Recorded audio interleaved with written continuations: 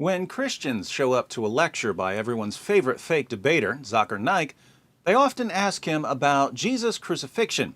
And Zakir gives a pretty silly response. He says, for Muslims, the Quran is clear that Jesus wasn't killed and wasn't crucified. And for Christians, the Bible is clear that Jesus was crucified, but he survived crucifixion.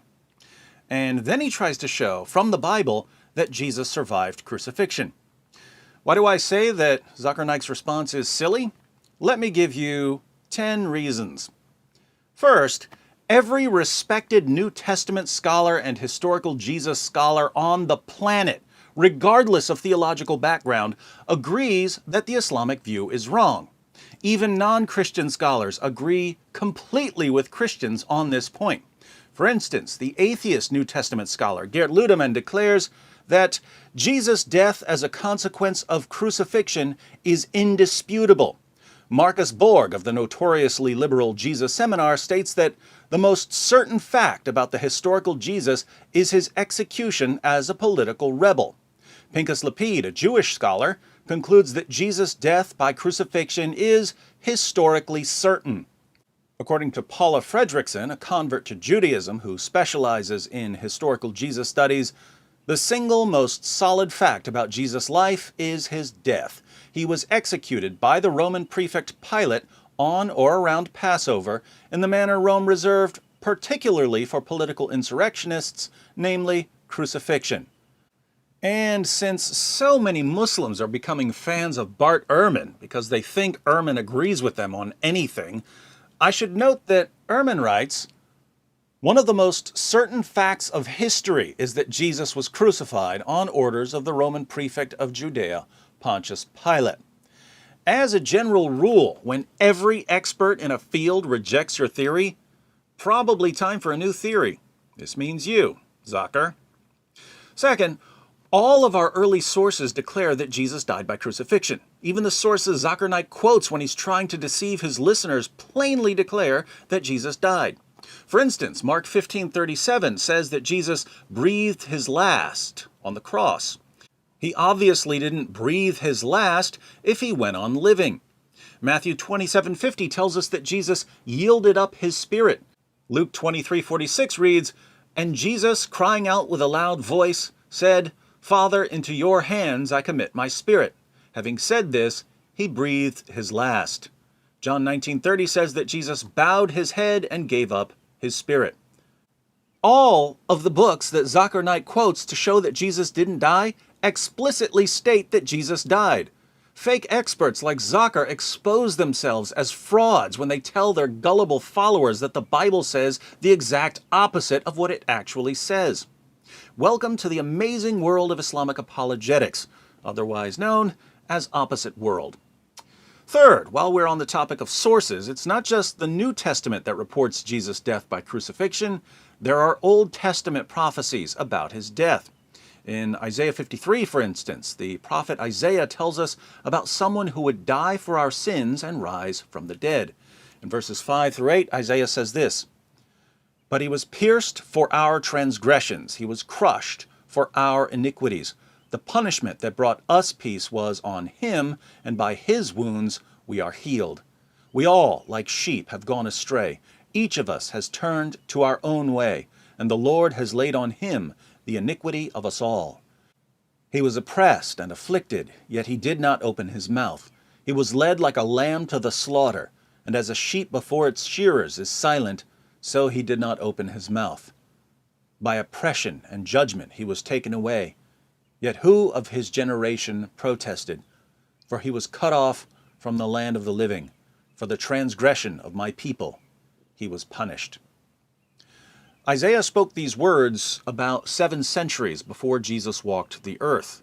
Since Jesus is the only person in history who fits Isaiah's description, people like Zakir Naik are guilty of rejecting the testimony of Old Testament prophets. Fourth, Jesus predicted his own death in the same books that Zakir Naik quotes. In the Gospels, Jesus repeatedly says that he's going to die. Mark 9:31 says that Jesus was teaching his disciples and telling them, "The Son of Man is to be delivered into the hands of men, and they will kill him. And when he has been killed, he will rise 3 days later." Zakir Naik's favorite book to quote when he defends his delusional view of Jesus' crucifixion is the book of Matthew. But in Matthew 17:22-23, Jesus declares, "The Son of Man is going to be delivered into the hands of men, and they will kill him, and he will be raised on the third day." Somehow, when fake debater Zakir Naik reads about Jesus saying that he's going to be killed, he thinks Jesus is saying that he's not going to be killed.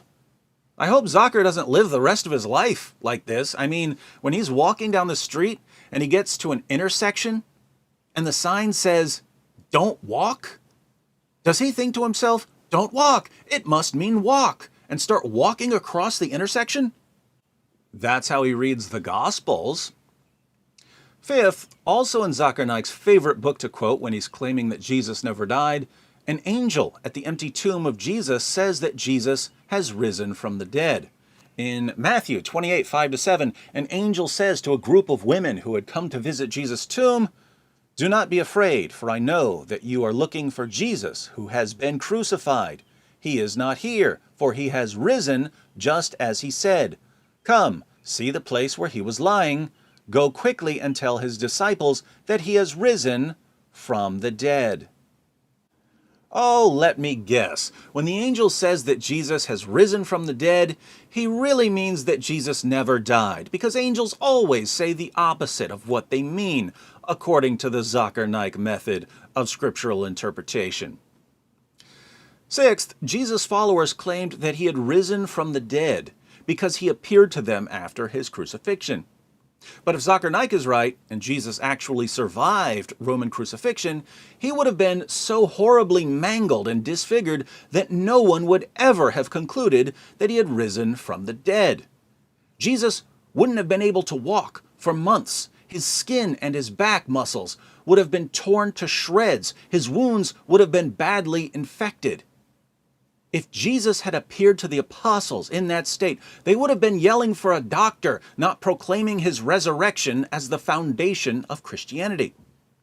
Now, Zakir once studied medicine, so he should know this, unless, of course, he read his med school textbooks the same way he reads the Gospels, in which case, I'm glad he's not practicing medicine.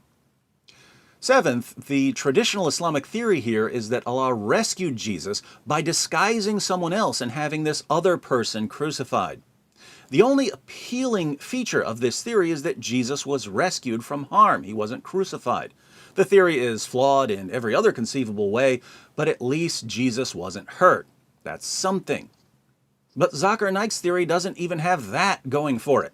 According to Zakir, the Romans tortured Jesus and nailed him to a cross, and Allah allowed it for no reason. Christianity teaches that Jesus suffered and died, but that there was a point to his suffering and death. What's the point of Jesus enduring suffering and crucifixion according to Zakir Naik? Allah rescues Jesus, but only after people lash him and nail him to a cross. Seems like the divine rescue came a little too late. Eighth, if Zakir's view is correct, then everyone in the first century completely misinterpreted what happened. Jews, Christians, and Romans were all convinced that Jesus died on the cross, and yet Allah did nothing to correct this view. Jesus did nothing to correct this view.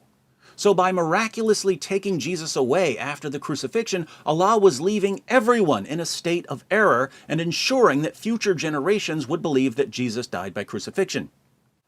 Since Jesus' death by crucifixion is foundational to Christianity, Allah helped start Christianity by misleading people about Jesus' death.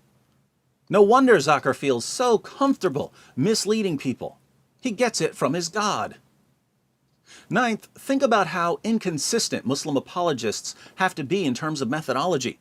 Zakir goes to the New Testament to support his claims, but then he ignores all the verses that refute his claims. So what's his method when he reads the Bible? Cherry pick the verses that you can use, ignore the verses that contradict what you're saying. Would he allow us to use this method with the Quran? Suppose someone quotes Surah 9, verse 5 of the Quran, "Slay the infidels wherever you find them." What's Zakir Naik going to say? Oh, you have to look at the context of Surah 9. You have to look at the surrounding verses. You have to look at other verses in the Quran. You have to look at the historical situation. Guess what? I agree completely. These are basic rules of interpreting a text. But when Muslims go to the Bible, they throw out the most basic rules of scriptural interpretation. Why?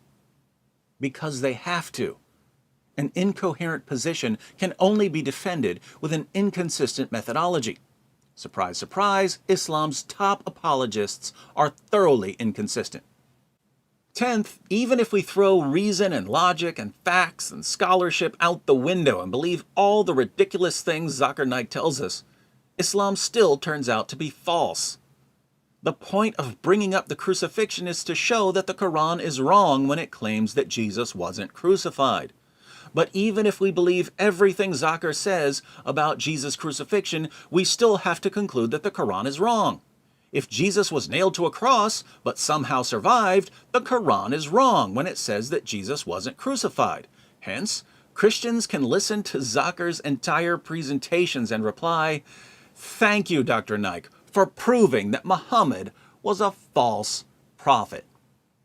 So, even after Zakir Naik goes against every respected historical Jesus scholar and New Testament scholar in the world, even after he goes against all of the first century sources that he quotes to defend his position, even after he goes against Old Testament prophecies about Jesus' death, even after he goes against Jesus himself, since Jesus repeatedly told his followers that he was going to die by crucifixion, even after he goes against the angel who said that Jesus had died by crucifixion, even after he ignores the fact that if Jesus had somehow survived crucifixion, the disciples never would have concluded anything about resurrection because he would have been badly in need of medical attention, even after he insists that Jesus suffered pointlessly, even after he portrays God as a cosmic trickster who misled people by miraculously sustaining Jesus and then taking him away, knowing that everyone was convinced that he had died on the cross, even after he displays his utter inconsistency by using a method of interpreting the Bible that he would never apply to the Quran,